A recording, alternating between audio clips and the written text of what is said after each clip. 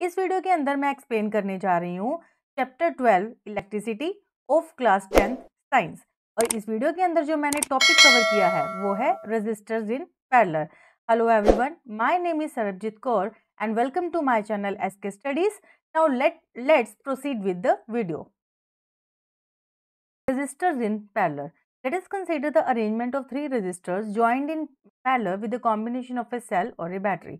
अब हमने क्या करना है, एक अरेंजमेंट हमने एक सेटअप करना है जिसके अंदर हमने तीन resistances Lee R1 R2 and R3 और उनको हमने पैरेलल कॉम्बिनेशन हमने कर दिया। और अब हमने इनको इलेक्ट्रिक सर्किट के अंदर ज्वाइन करना है। और इलेक्ट्रिक सर्किट के अंदर हमने क्या क्या यूज़ किया है, एक बैटरी, एक एमीटर जो कि हमने इसके अंदर सीरीज में लगाया है क्योंकि एमीटर हमेशा किसी भी इलेक्ट्रिक सर्किट के अंदर सीरीज में ही ज्वाइन होता है। उसके बाद हमने यहाँ पे जो हमारा पैरेलल कॉम्बिनेशन था वो लगाया और इस कॉम्बिनेशन के अक्रॉस हमने क्या लगाया, वोल्टमीटर, क्योंकि जो वोल्टमीटर है वो हमेशा किसी भी सर्किट के अंदर पैरेलल में लगता है, राइट। और उसके साथ हमने लगाई एक की।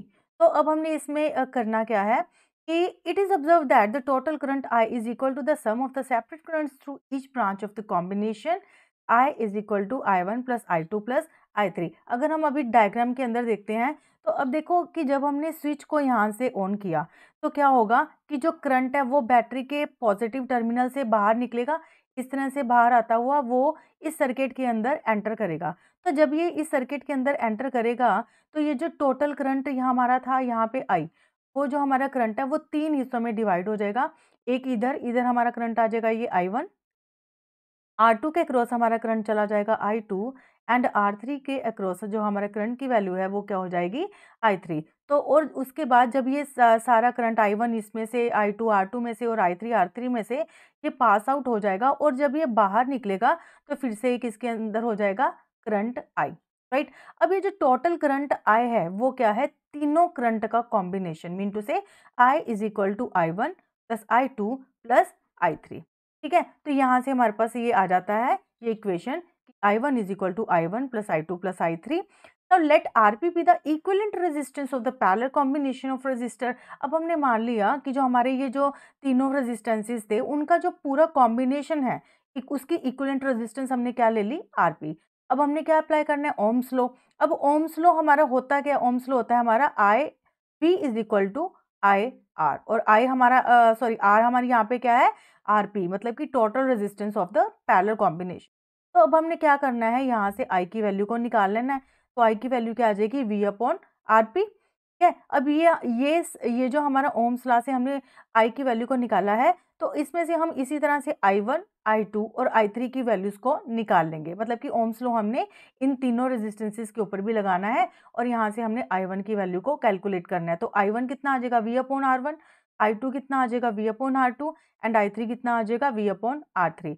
अब हमने इन सारी वैल्यूज को किसके अंदर पुट करना है, इस इक्वेशन के।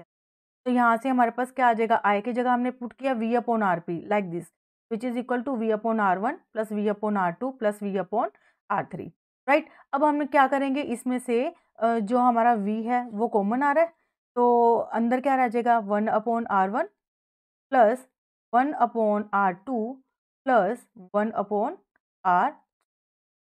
ठीक है, अब इस दोनों साइड ये वाला जो V है और ये वाला V कैंसिल हो जाएगा तो हमारे पास क्या रह जाएगा, 1 upon Rp is equal to 1 upon R1 plus 1 upon R2 plus 1 upon R3, right. तो यहाँ से हमने क्या कंक्लूजन निकाला, यहाँ से हमने ये कंक्लूजन निकाला कि जो टोटल इक्विवेलेंट रेजिस्टेंस थी पैरेलल कॉम्बिनेशन की उसका जो रेसिप्रोकल है वो किसके इक्वल आ जाएगा, रेसिप्रोकल्स। अब सारी रेजिस्टेंस का रेसिप्रोकल है, reciprocals of sum of the individual resistances. ठीक है, तो अब इसको हमको कैसे लिखेंगे, the reciprocal of the equivalent resistance of a group of resistances joined in parallel is equal to the sum of reciprocals of the individual resistance. ठीक है, मतलब कि जो रेसिप्रोकल ऑफ इक्विवेलेंट रेजिस्टेंस है पैरेलल कॉम्बिनेशन का वो किसके equal आ जाएगा, सारी रेजिस्टेंसेस के रेसिप्रोकल करके हमने उनका क्या कर देना है, सम कर देना है। ठीक है, अब और इसके बाद क्या होगा कि जो इक्विवेलेंट रेजिस्टेंस आएगी हमारी उसकी जो वैल्यू होगी वो इंडिविजुअल रेजिस्टेंस से कम होगी।